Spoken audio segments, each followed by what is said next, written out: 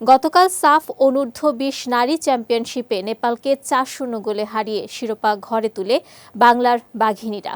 তবে শিরোপা জিতলেও বাংলাদেশ নারী ফুটবল দলের মধ্যে কোনো উল্লাসের ঝলক দেখা যায়নি, কারণ ম্যাচ শুরুর আগে রাজধানী উত্তরায় মাইলস্টোন স্কুল অ্যান্ড কলেজের ভবনে বিমান বিধ্বস্তের ঘটনায় মাঠে, ডাগ আউটে এবং সংবাদ সম্মেলনে সর্বত্রই ছিল এক গভীর শোকের আবহ।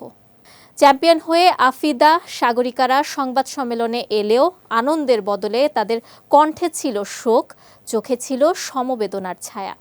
পুরো দেশের মতো হৃদয় বিতারক এ ঘটনা ছুঁয়েছিল নারী ফুটবল দলকেও।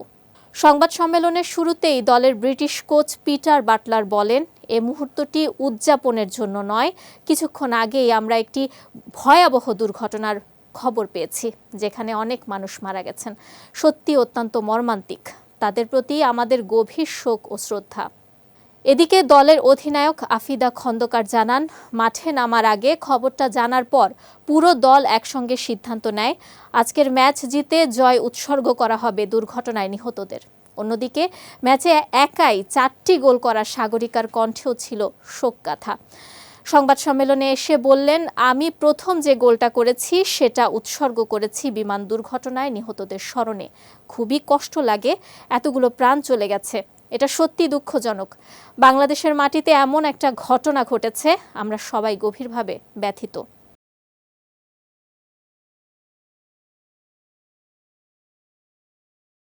এর আগে ম্যাচের শুরুতে বিমান বিধ্বস্তের ঘটনায় নিহতদের স্মরণে 1 মিনিট নীরবতা পালন করেন দুই দলের খেলোয়াড় এবং কোচিং স্টাফরা।